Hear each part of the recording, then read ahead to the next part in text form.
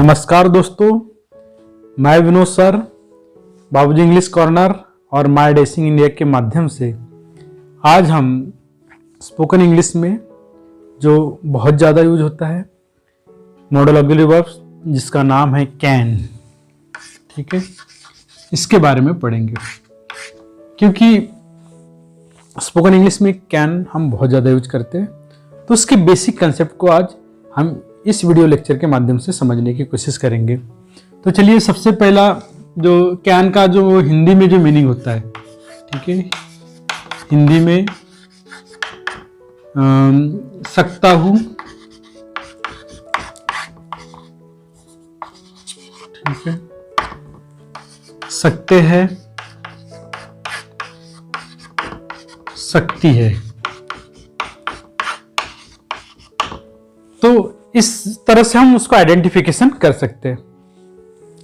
अब इसका जो स्ट्रक्चर होगा, पहला स्ट्रक्चर जो बेसिक स्ट्रक्चर की बात कर रहे हैं हम, subject plus can plus verb का first form plus object plus other word और प्लस इंटरोगेटिव साइन, ठीक है। Subject plus can plus verb first form plus object plus other word plus interrogative sign, ठीक है। तो मैं एक एग्जांपल ले रहा हूं, मैं यह काम कर सकता हूं, कर सकता हूं।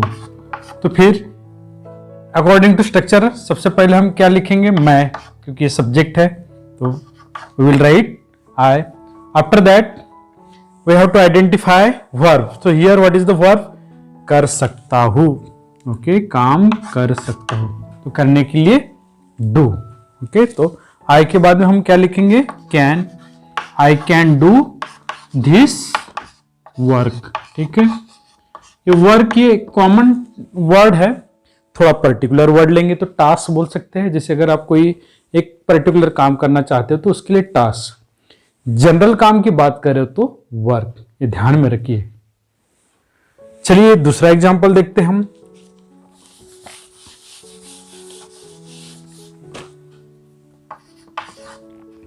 रमेश यह किताब खरीद सकता है।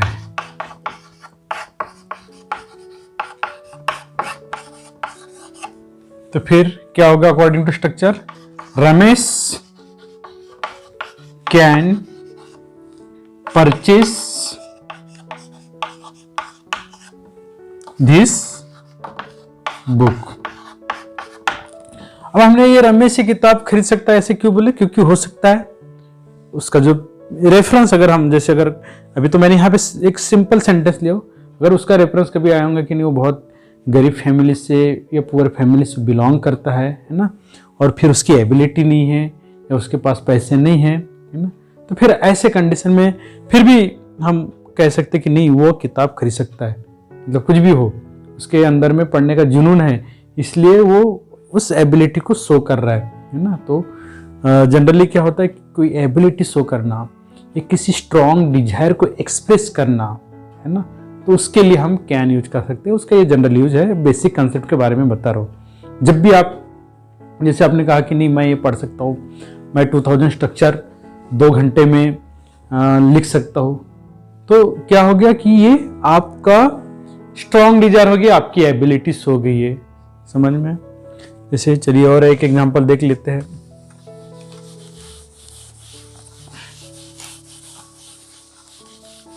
जैसे क्लास में किशोर नाम का जो बच्चा है, तो हम ये कह सकते हैं कि किशोर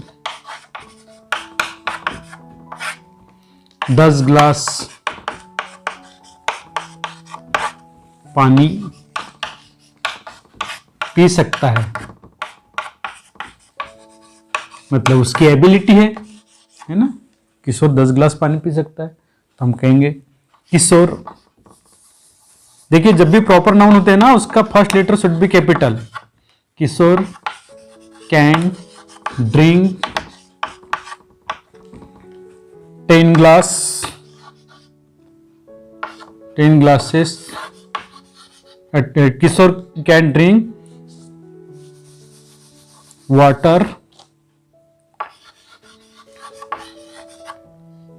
ऑफ, नहीं थोड़ा सा रुकिए। Kishore can drink 10 glasses water, 10 glasses water. ठीक है, Kishore can drink 10 glasses water, इस तरह से।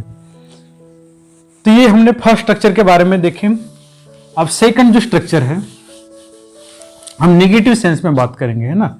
अभी हमने पॉजिटिव स्ट्रक्चर देखे, तो आपने जैसे देखा होगा कि इन 3 सेंटेंस के माध्यम से हमें ये समझ में आ गया कि जो कैन जो यूज होता है वो एबिलिटी शो करने के लिए यूज करते हैं। स्ट्रॉन्ग डिजायर या कोई स्ट्रॉन्ग पॉसिबिलिटी हो उसके लिए हम जनरली यूज कर सकते हैं, और कभी कभी हम परमिशन के लिए भी यूज कर सकते हैं। परमिशन तब जब अगर वो आप अपने लेवल के व्यक्ति से अगर आप परमिशन मांगना चाहते हो अपने एज ग्रुप के, तब आप कैन का यूज करोगे। फिर निगेटिव सेंस में, तो निगेटिव में स्ट्रक्चर होगा subject plus can plus not plus verb का फर्स्ट फॉर्म प्लस ऑब्जेक्ट और प्लस अदर वर्ड, और फिर उसके बाद में फुल स्टॉप देना है। बहुत सारे बच्चे फुल स्टॉप नहीं देते। okay? जैसे फॉर एग्जांपल, मैं यह काम नहीं कर सकता हूँ, मैं ये काम नहीं कर सकता हूँ। मैं अगर कहूँगा कि मैं ये काम नहीं कर सकता हूँ तो फिर क्या होगा? According to structure, I can not do this task. ठीक है, I can not do this task, मैं ये काम नहीं कर सकता हूँ। चलिए और कुछ एग्जाम्पल देखते हैं इसी के बेस पर, निगेटिव सेंस में ही। वह कार नहीं चला सकता है। ठीक है, वह कार नहीं चला सकता है, तो फिर इसका क्या होगा? He can not drive a car. ठीक है, और एक एग्जांपल देख लेते हैं। राधा फूल नहीं तोड़ सकती है, तो फिर होगा Radha can not plug a flower. ठीक है, क्योंकि फूल नहीं तोड़ सकती है। ज्यादा अगर फूल हो गए तो फिर फ्लावर्स, है ना। यहाँ पे भी एक फूल तोड़ने की बात हो रही है। चलिए अभी इसी का हम कॉन्ट्रैक्शन फॉर्म देखेंगे, है ना। अभी हमने निगेटिव देखे, तो निगेटिव में कॉन्ट्रैक्शन फॉर्म। ठीक है, देखिए कॉन्ट्रैक्शन और एब्स्ट्रक्शन में क्या डिफरेंस होता है। अभी जैसे अभी मैं क्लास में ले रहा हूँ, है ना। चलिए किशोर नाम का बच्चा है, उसको पूछते हैं कॉन्ट्रैक्शन, है ना। कॉन्ट्रैक्शन और जो एब्स्ट्रैक्शन होता है, या जिसको हम एब्रिविएशंस कह सकते हैं, एब्रिविएशन। तो कॉन्ट्रैक्शन जो होता है वो मॉडल ऑक्सिलरी वर्ब के शॉर्ट फॉर्म को हम कॉन्ट्रैक्शन फॉर्म कहते हैं, और किसी वर्ड के शॉर्ट फॉर्म को एब्रिविएशन कहते हैं। तो इस डिफरेंस को आपको लाइफ टाइम के लिए याद रखना है। अगर किसी मॉडल ऑक्सिलरी वर्ब्स या किसी ऑक्सिलरी वर्ब उसको हम शॉर्ट फॉर्म में लिखते हैं तो उसको कॉन्ट्रैक्शन, और किसी वर्ड को हम शॉर्ट फॉर्म में लिखते हैं तो उसे एब्रिविएशन। ठीक है, ये दोनों का डिफरेंस आपको लाइफ टाइम याद रखना है। तो चलिए कैन और नॉट, है ना। कैन नॉट का कॉन्ट्रैक्शन फॉर्म होगा कांट। कैन नॉट का कॉन्ट्रैक्शन फॉर्म क्या होगा? कांट। तो फिर स्ट्रक्चर हमारा बनेगा subject plus can't plus verb का first form plus object plus other word.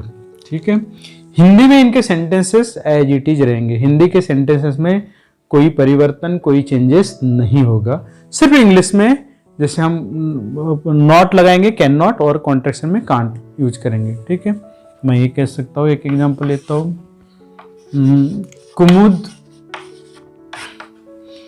Cycle नहीं चला सकती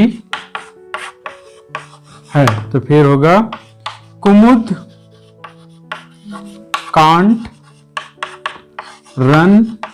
ठीक है, कुछ बच्चे रन की जगह ड्राइव यूज करते हैं या राइड करते, तो गलत है। साइकिल चलाने के लिए हम रन यूज करेंगे। ठीक है, आपको ड्राइव या राइड यूज नहीं करना है। तो कुमुद कांट रन अ साइकिल या बाइसिकल। ठीक है, साइकिल या बाइसिकल आप ये वर्ड यूज कर सकते हो। तो दोस्तों यहां तक कि आप लोगों को क्लियर हुआ होगा। चलिए हम आगे की कंस्ट्रक्शन अब इंट्रोगेटिव फॉर्म में, मतलब वर्बल टाइप में देखते हैं। ठीक है, वर्बल टाइप इंट्रोगेटिव सेंटेंसेस देखते हैं। वर्बल टाइप इंट्रोगेटिव सेंटेंसेस, चलिए मैं यहां पर भी मिटा देता हूं verbal type. Okay, verbal type interrogative sentences. तो वर्बल टाइप में स्ट्रक्चर नंबर 4 में देखेंगे। पहले यूज करेंगे कैन, उसके बाद में सब्जेक्ट, सब्जेक्ट के बाद में वर्ब का फर्स्ट फॉर्म, देन वर्ब के फर्स्ट फॉर्म के बाद में object, and then other word, और then interrogative sign.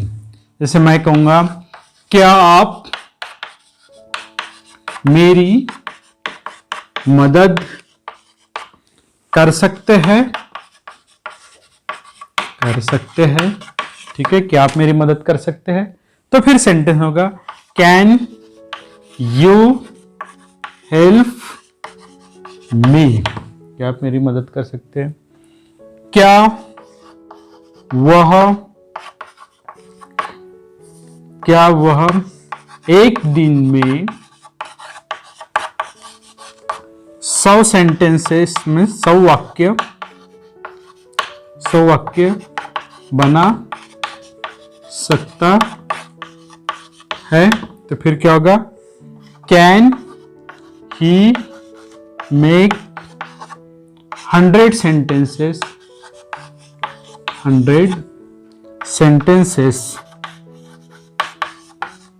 In a day? मतलब एक दिन में, इन अ डे। क्या वो 100 वाक्य एक दिन में बना सकता है? ठीक है, चलिए हम इसी में अब निगेटिव इंट्रोगेटिव सेंटेंसेस देखेंगे।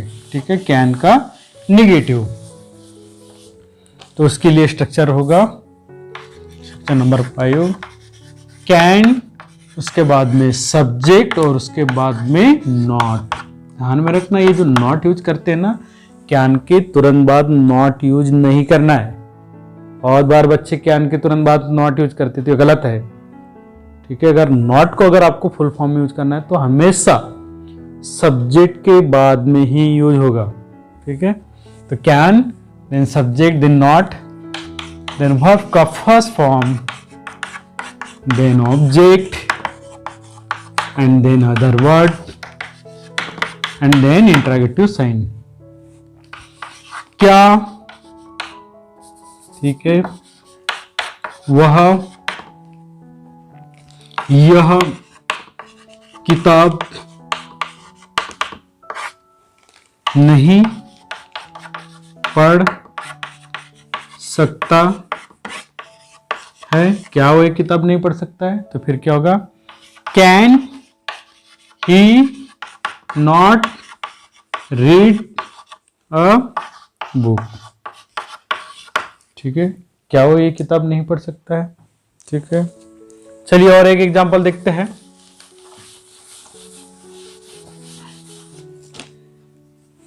क्या आप यह मैच, जिसको हम सामना भी बोल सकते हैं, क्या आप यह मैच नहीं जीत सकते हैं? तो फिर क्या होगा, can you not win this match. ठीक है, मैं अभी तो जस्ट ये बेसिक कंसेप्ट समझाना है, इसलिए बिल्कुल वेरी शॉर्ट सेंटेंसेस यूज कर रहा हूं मैं, अभी कोई कॉम्प्लिकेटेड सेंटेंसेस यूज नहीं कर रहा हूं। ठीक है, चलिए अगर हम इसी को कॉन्ट्रैक्शन फॉर्म में यूज करेंगे,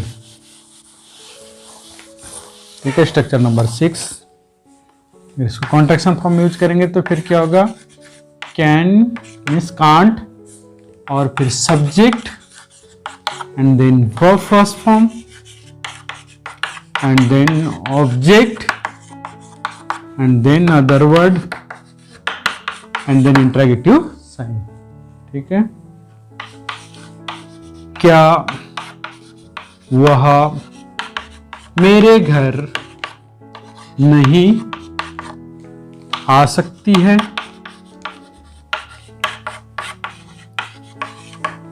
मतलब स्ट्रॉन्ग पॉसिबिलिटी की बात कर रहे हैं, तो फिर क्या कहेंगे हम, कांट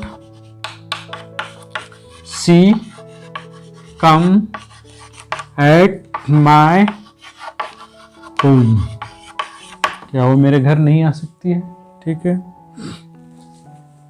दूसरा और एक एग्जांपल लेते,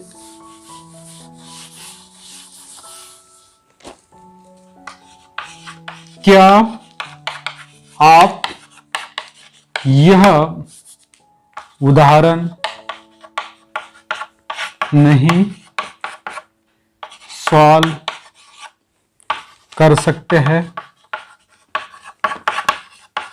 तो फिर क्या होगा, can't you solve this problem?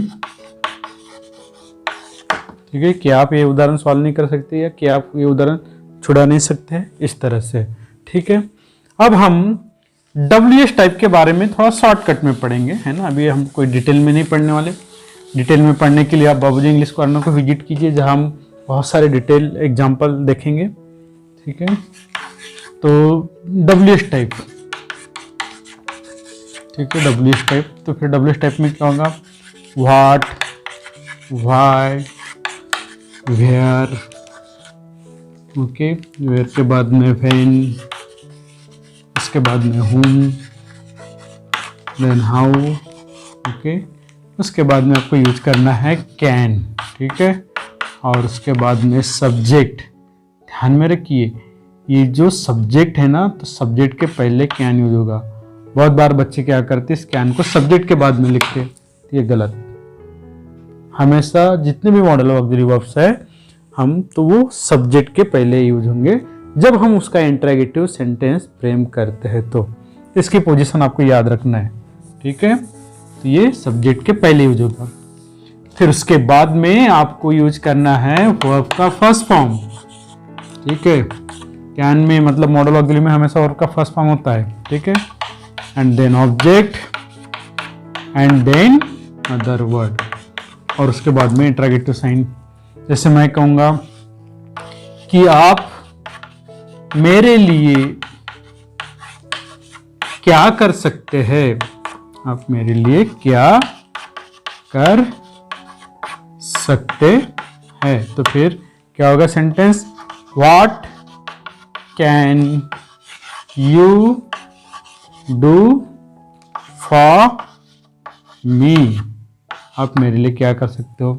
ठीक है, अभी चलिए मैं बाकी के ओरल एग्जांपल बता रहा हूं। वह क्यों नहीं लिख सकता है ना, अगर निगेटिव सेंस में बात करूंगा तो फिर क्या होगा, व्हाई कांट ही राइट, वह क्यों जा सकता है, व्हाई कैन ही गो, है ना, वह ये काम क्यों कर सकता है, why can he do this work. उसके बाद में वेयर, वह अभी कहा जा सकता है, where can he go now, वह अभी कहाँ रुक सकता है, where can he stay now, इस तरह से। व्हेन, व्हेन मतलब कब, दिगंबर कब आ सकता है, व्हेन कैन दिगंबर कम। ठीक है, नंदुरकर सर किसको पैसे दे सकते, to whom can Nandurkar sir give money. ठीक है, उसके बाद में हाउ, आप ये कैसे कह सकते, हाउ कैन यू से इट, इस तरह से। और बहुत सारे एग्जाम्पल हो सकते हैं। अगर आपको स्ट्रक्चर समझ में आ गया तो स्ट्रक्चर के बेस पे बहुत सारे एग्जाम्पल आप बना सकते हो। सबसे पहले आपको स्ट्रक्चर समझना है, ठीक है। तो ये मैंने अभी एकदम शॉर्ट में लिया। चलिए और एक एग्जांपल देख लेते हैं आपकी तसल्ली के लिए। जैसे चलिए इस पर और देख लेते हैं। जैसे मैं कहूँगा एक एग्जांपल, यह कैसे हो सकता है, ये कैसे हो सकता है। तो फिर क्या होगा, हाउ कैन इट हैपन। इस तरह से बस आपको वर्ब मालूम होना चाहिए। वर्ब मालूम है तो आप बहुत सारे सेंटेंस बना सकते हो, इसमें कोई तकलीफ नहीं है। अब हम इसके बारे में निगेटिव सेंटेंस देखते हैं, WH टाइप के निगेटिव सेंटेंस, है ना। WH टाइप में निगेटिव सेंटेंस देखेंगे, ठीक है। तो उसके लिए एक स्ट्रक्चर होगा, what, why, where, when, whom, okay, how plus can plus subject और फिर उसके बाद में नॉट, एंड देन वर्ब का first form, then object, and then other word और उसके बाद में इंटरोगेटिव साइन, ठीक है। आप क्या नहीं खा सकते हैं, आप क्या नहीं खा सकते। मतलब मान के चलिए अगर आप बीमार हो, है ना, और आपके अंदर में मतलब किस रिस्ट्रिक्शन आया, तो फिर इस तरह से एक हम जनरल में बोल सकते हैं कि आप क्या नहीं खा सकते हैं, है ना। तो फिर क्या होगा, what can you not it, okay, what can you not it. ध्यान में रखिए जो नॉट है ना हमेशा सब्जेक्ट के बाद में, बिफोर सब्जेक्ट नहीं लिखना है। मतलब आप ये नहीं बोलोगे कि what can not you it. बहुत बार बच्चे ऐसे लिखते हैं, गलती करते हैं, इसलिए मैं आपको यहाँ क्लियर कर रहा हूँ। मैं ये गलती आपको नहीं करना है। कॉन्ट्रैक्शन फॉर्म में आप यूज कर सकते हो, बट नॉट को फुल लगाना है तो ग्रामेटिकल फॉर्म में आप सब्जेक्ट के बाद में ही लिखोगे। चलिए हम अब इसका एक कॉन्ट्रैक्शन एक वाला एक एग्जांपल देख लेते हैं। मैं सिर्फ एग्जांपल बता रहा हूँ। सब्जेक्ट जो स्ट्रक्चर होगा ना, वो स्ट्रक्चर कैसे होगा कि what, why, where, when, whom, okay, how, उसके बाद में कांट और उसके बाद में subject, then verb first form, then object, then other words and then interrogative sign. ये उसका स्ट्रक्चर होगा। मैं एक एग्जांपल बता देता हूँ। आप क्यों नहीं यह काम कर सकते हैं, मतलब आपको क्या प्रॉब्लम है भाई, आप ये काम क्यों नहीं कर सकते, क्या रिस्ट्रिक्शन है। तो फिर मैं बोलूंगा why can't you do this task, ठीक है, आप ये काम क्यों नहीं कर सकते हो। तो चलिए यहाँ पे हो गया। अब हम नेक्स्ट स्ट्रक्चर के बारे में देखते हैं जो बहुत ज़्यादा यूजफुल होता है।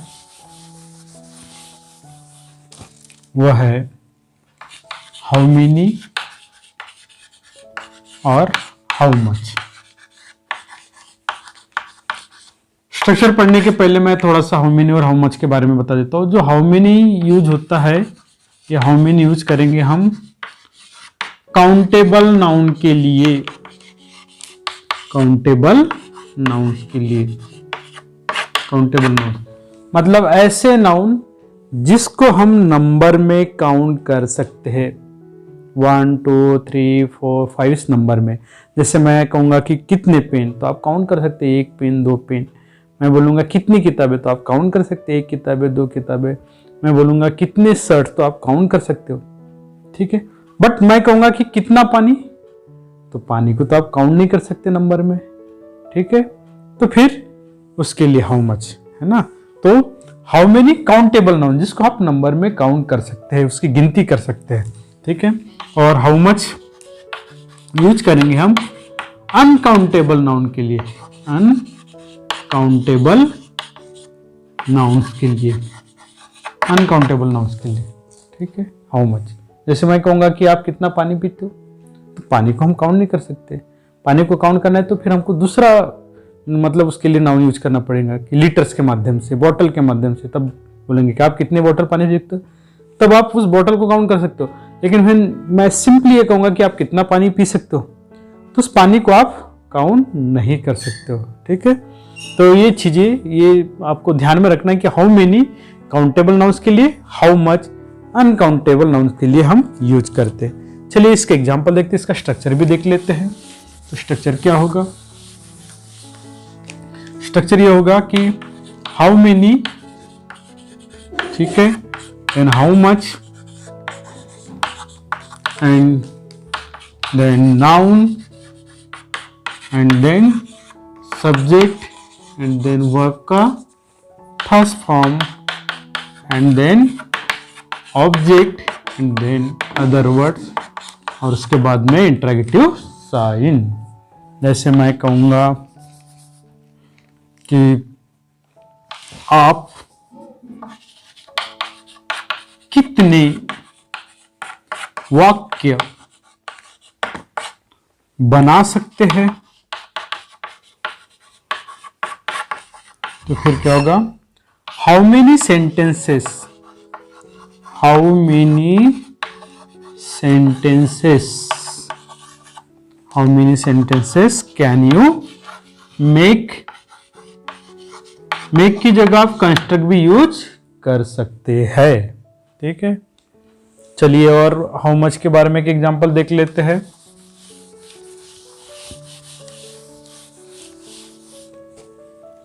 दूसरा, पार्थ कितना दूध पी सकता है, पी सकता है, तो फिर क्या होगा? How much milk can Parth drink. ध्यान में रखना, जैसे भी जो अनकाउंटेबल नाउन होते हैं ना, उसके बाद में कोई आर्टिकल यूज नहीं करना है। मतलब कोई मतलब ये और एन, द तब यूज करेंगे स्पेसिफिक बात करोगे तो जनरली अनकाउंटेबल नाउन के साथ में अ और एन इस आर्टिकल का यूज नहीं होता है। उसका यूज बहुत स्पेसिफिक रीजन में होता है, वो मैं कभी किसी दूसरे वीडियो लेक्चर में थोड़ा डिटेल में बताऊंगा।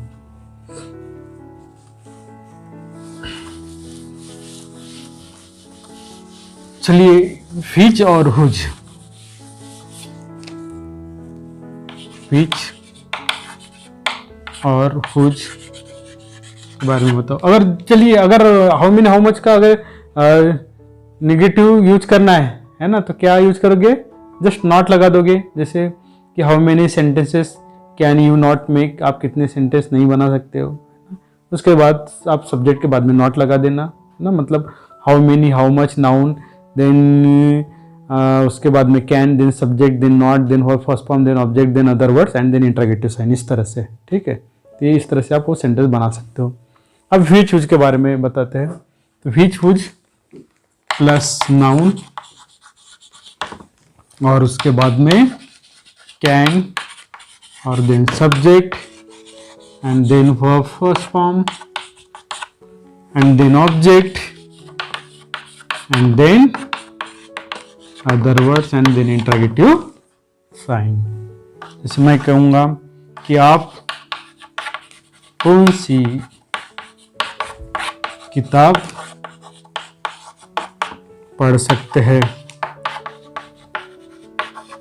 फिर क्या होगा? which book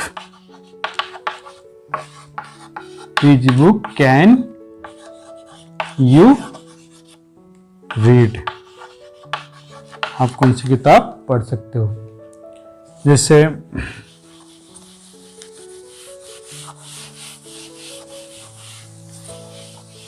दूसरा एग्जांपल, रंजू किसकी साड़ी पहन सकती है, किसकी साड़ी पहन सकती है, पहन सकती है, तो फिर क्या होगा? हुज साड़ी, हुज सारी कैन रंजू वियर। ठीक है, तभी मैंने ये 2 एग्जाम्पल दिया। 2 एग्जाम्पल से अब आपको विच और हुज का मीनिंग समझ में आया होगा। नहीं समझ में आया तो इधर देख लीजिए, ब्लैक बोर्ड की ओर है ना, तो आपको समझा देता हूं मैं। चलिए, अब विच हुज का मीनिंग ये 2 सेंटेंस के माध्यम से, क्योंकि अभी मैंने 2 सेंटेंस बताया। तो विच का यूज हम करेंगे किसी वस्तु के लिए, थिंग्स। ठीक है, और हुज पर्सन, मतलब किसी व्यक्ति की। जैसे मैं आप कहूंगा विच पेन, तो आप ये कहोगे कि red pen, blue pen, black pen, Reynold का पेन, कैमलिन का पेन। ठीक है, तो इस तरह से मतलब आप उस पेन के बारे में। लेकिन मैं यही कहूंगा कि हुज पेन, किसका पेन, तो फिर आप बोलोगे ये किशोर का पेन, हर्ष का पेन, कुमुद का पेन, राजू का पेन, सोनू का पेन, मोनू का पेन, है ना। तो ये हो गया हुज। हुज मतलब किसका, किसकी, किसके। हुज मतलब किसका, किसकी, किसके। और विच का मतलब होता है कौन सा, कौन सी, कौन से। तो ये क्लियर हुआ होगा। चलिए और 2 एग्जाम्पल देखते हैं। आप कौन सी फिल्म या पिक्चर भी बोल सकते हैं, आप कौन सी फिल्म देख सकते हैं, देख सकते हैं। तो फिर क्या होगा, which movie can you watch. Movie देखने के लिए वॉच यूज करना है। बहुत बार बच्चे सी यूज करते हैं, but see is not appropriate word. ठीक है, वॉच यूज करना है। ठीक है, चलिए और एक एग्जांपल देखते हैं उससे रिलेटेड।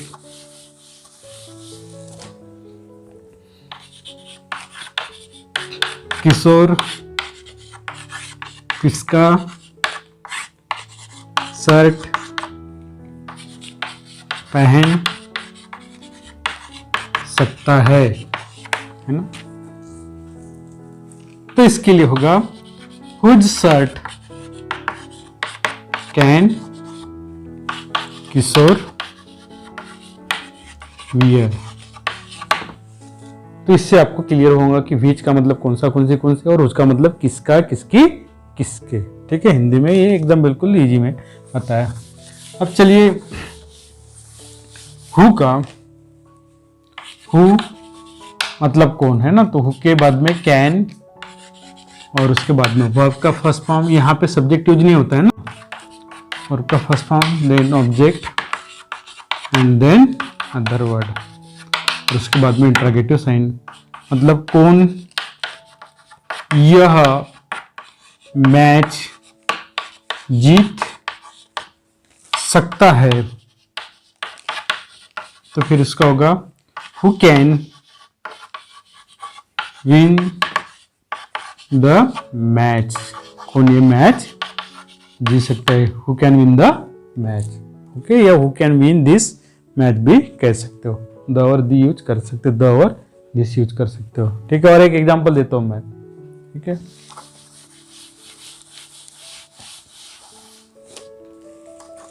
कौन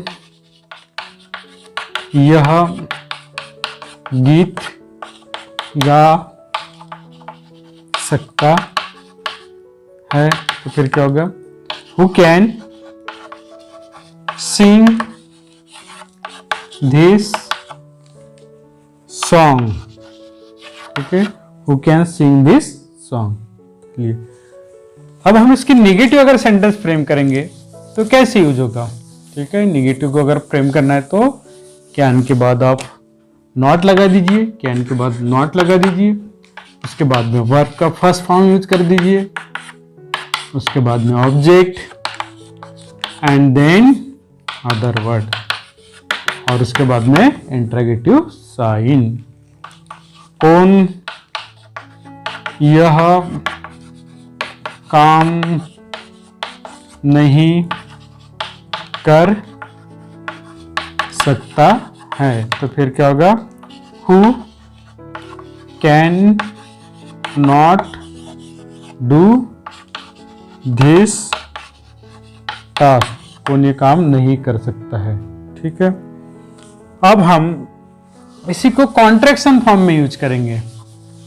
अभी हमने नॉट में यूज किया, अब कॉन्ट्रैक्शन फॉर्म में यूज करेंगे तो फिर क्या होगा, हु के बाद में कैन मीन्स कैन नॉट का क्या होगा, कांट, और देन वर्ब का first form and then object and then other words, और उसके बाद में इंटरोगेटिव साइन। ओके, कौन सा वाक्य नहीं लिख सकता है, फिर क्या होगा, who can't right 100 sentences, can't write 100 sentences। चलिए और एक एग्जांपल देख लेते हैं, थोड़ा इससे अच्छे से आपको क्लियर हो जाएगा। कौन अंग्रेजी नहीं बोल सकता है, कौन अंग्रेजी नहीं बोल सकता है, तो फिर क्या होगा, who can't speak English, who can't speak English. लेकिन अगर आपने बोला कि कौन अंग्रेजी में नहीं बोल सकता, अंग्रेजी में अगर बोल दिए तो फिर ये होगा who can not speak in English, है ना, हु कांट, है ना, कौन अंग्रेजी नहीं बोल सकता। तो देखिए यहाँ पे कांट यूज हो गया है ना, कांट, मैंने कैन लिख दिया था, कांट यूज होगा, हु कांट स्पीक इंग्लिश। ठीक है, तो दोस्तों इस तरह से आज मैंने कैन इस मॉडल ऑक्सिलरी वर्ब्स का स्पोकन इंग्लिश में हम कैसे यूज कर सकते हैं उसके एकदम बेसिक कंसेप्ट, बहुत सारे इजी सेंटेंसेस मैंने बताया हो। मैंने अभी कोई कॉम्प्लिकेटेड सेंटेंस या बहुत लेंथी सेंटेंस यूज नहीं किया हो। अगर आप इसी कैन के बारे में बहुत डिटेल में पढ़ना चाहते हो तो आप बाबूजी इंग्लिश कॉर्नर को विजिट कीजिए, जहाँ पे हम कैन के बारे में और डिटेल और एडवांस स्ट्रक्चर पढ़ेंगे। ओके, अगर ये वीडियो लेक्चर अगर आपको पसंद आए तो ज़रूर आप बाबूजी इंग्लिश कॉर्नर और माय डैशिंग इंडिया चैनल को सब्सक्राइब कीजिए और इस वीडियो को लाइक कीजिए, शेयर कीजिए और ज़्यादा से ज़्यादा दोस्तों को आप इस वीडियो को शेयर कीजिए। Thanks for watching this video. Thank you so much. Thanks for watching this video. Thank you.